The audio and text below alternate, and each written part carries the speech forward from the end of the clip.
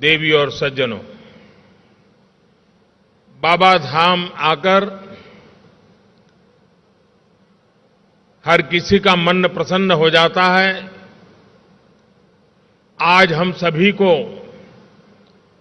देवघर से झारखंड के विकास को गति देने का सौभाग्य मिला है। बाबा बैद्यनाथ के आशीर्वाद से आज 16,000 करोड़ रुपए से अधिक के प्रोजेक्ट्स का लोकार्पण और शिलान्यास हुआ है। इनसे झारखंड के आधुनिक कनेक्टिविटी, ऊर्जा, स्वास्थ्य, आस्था और पर्यटन को बहुत अधिक बल मिलने वाला है। हम सभी ने देवघर एयरपोर्ट को और देवघर एम्स, इसका सपना लंबे समय से देखा है। ये सपना भी अब साकार हो रहा है। साथियों, इन प्रोजेक्ट से झारखंड के लाखों लोगों का जीवन तो आसान होगा ही, व्यापार कारोबार के लिए, टूरिज्म के लिए, रोजगार स्वरोजगार के लिए भी अनेक नए अवसर बनेंगे। विकास की इन सभी परियोजनाओं के लिए मैं सभी झारखंड वासियों को बहुत बहुत बधाई देता हूं, अनेक अनेक शुभकामनाएं देता हूं।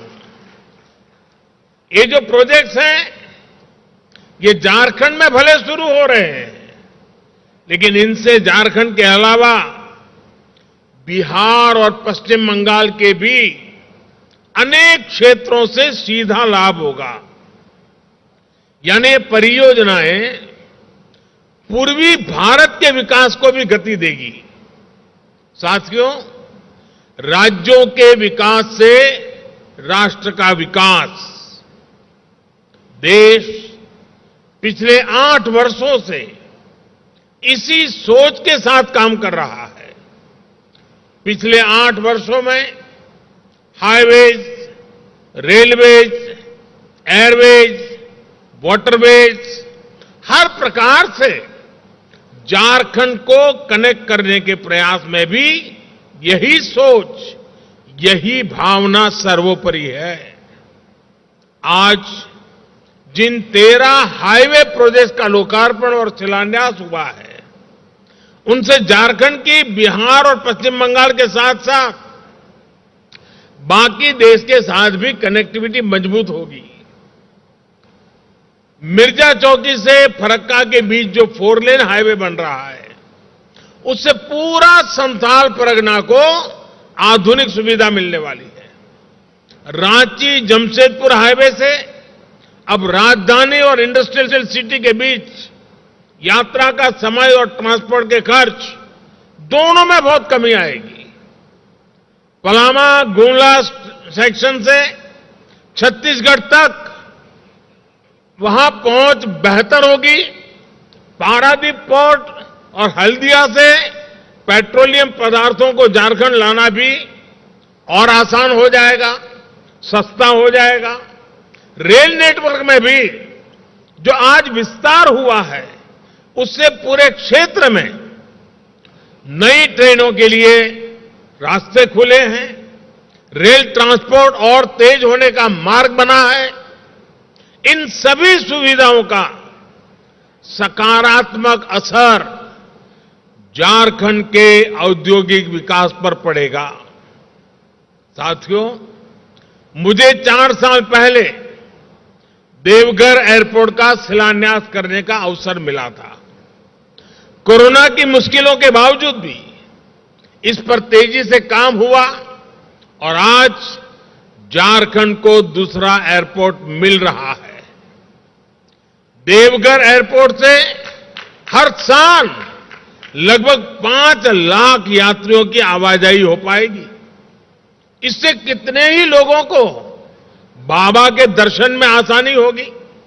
साथियों, अभी ज्योतिरादित्य जी कह रहे थे, हवाई चप्पल पहनने वाला भी हवाई यात्रा का आनंद उठा सके, इसी सोच के साथ हमारी सरकार ने उड़ान योजना की शुरुआत की थी। आज सरकार के प्रयासों का लाभ पूरे देश में दिख रहा है। उड़ान योजना के तहत पिछले 5-6 सालों में लगभग 70 से ज्यादा नए स्थानों को एयरपोर्ट, हेलीपोर्ट और वाटर एरोड्रम्स के साथ उसके माध्यम से जोड़ा गया है। 400 से ज्यादा नए रूट्स पर आज सामान्य से सामान्य नागरिक को हवाई यात्रा की सुविधा मिल रही है। उड़ान योजना के तहत अभी तक 1 करोड़ यात्रियों ने बहुत कम मूल्य पर हवाई यात्रा की है। इनमें से लाखों ऐसे हैं जिन्होंने पहली बार एयरपोर्ट देखा, पहली बार हवाई जहाज पर चढ़े।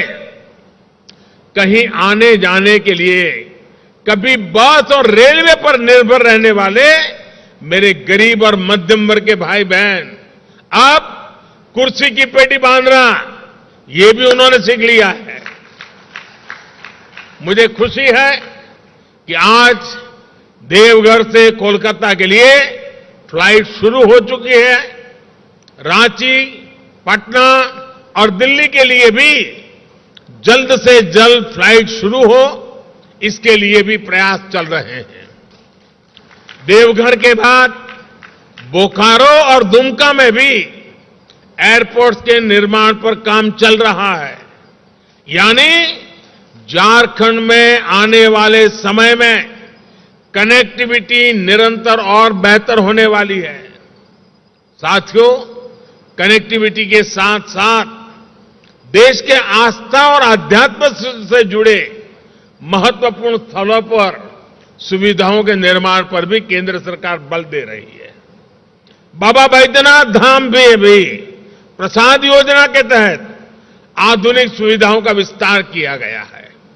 इस प्रकार जब संपूर्णता की सोच से काम होता है तो पर्यटन के रूप में समाज के हर वर्ग, हर क्षेत्र को आय के नए साधन मिलते हैं। आदिवासी क्षेत्र में ऐसी आधुनिक सुविधाएं इस क्षेत्र की तकदीर बदलने जा रही है। साथियों, पिछले 8 वर्ष में झारखंड को सबसे बड़ा लाभ गैस आधारित अर्थव्यवस्था की तरफ बढ़ते देश के प्रयासों का भी हुआ है। जिस प्रकार का इंफ्रास्ट्रक्चर पूर्वी भारत में था, उसके चलते गैस आधारित जीवन और उद्योग यहां असंभव माना जाता था। लेकिन प्रधानमंत्री ऊर्जा गंगा योजना पुरानी तस्वीर को बदल रही है। हम अभावों को अवसरों में बदलने पर अनेक नए ऐतिहासिक निर्णय कर रहे हैं। आज बोकारो आंगुल सेक्शन के उद्घाटन से झारखंड और ओडिशा के 11 जिलों में सिटी गैस डिस्ट्रीब्यूशन नेटवर्क को विस्तार मिलेगा।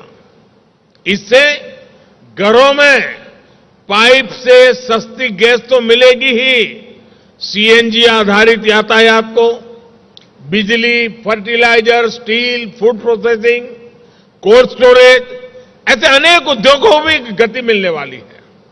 साथियों, हम सबका साथ, सबका विकास, सबका विश्वास और सबका प्रयास के मंत्र पर चल रहे हैं।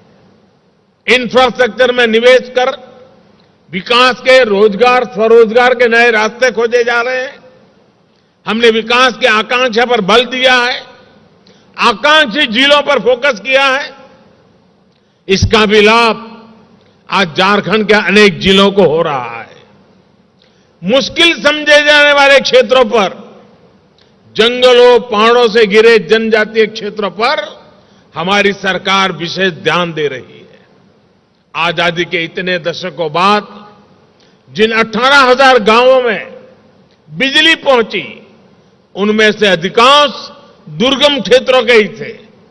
अच्छी सड़कों से जो क्षेत्र वंचित थे, उसमें भी ग्रामीण, आदिवासी, दुर्गम क्षेत्रों का हिस्सा सबसे अधिक था। दुर्गम क्षेत्रों में गैस कनेक्शन, पानी कनेक्शन पहुंचाने के लिए भी पिछले 8 वर्षों में ही मिशन मोड पर काम शुरू हुआ है। हम सभी ने देखा है कि पहले किस तरह बेहतर स्वास्थ्य सुविधाएं भी सिर्फ बड़े बड़े शहरों तक ही सीमित थी। अब देखिए, एम्स की आधुनिक सुविधाएं अब झारखंड के साथ साथ बिहार और पश्चिम बंगाल के एक बड़े जनजातीय क्षेत्रों को मिल रही है। ये तमाम प्रोजेक्ट्स इस बात के प्रमाण है कि जब हम जनता की सुविधा के लिए कदम बढ़ाते हैं तो राष्ट्र की संपदा का निर्माण भी होता है और विकास के नए अवसर भी बनते हैं। यही सही विकास है। ऐसे ही विकास की गति को हमें मिलकर तेज करना है। एक बार फिर झारखंड को मैं बहुत बहुत बधाई देता हूं, बहुत बहुत शुभकामनाएं देता हूं। बहुत बहुत धन्यवाद।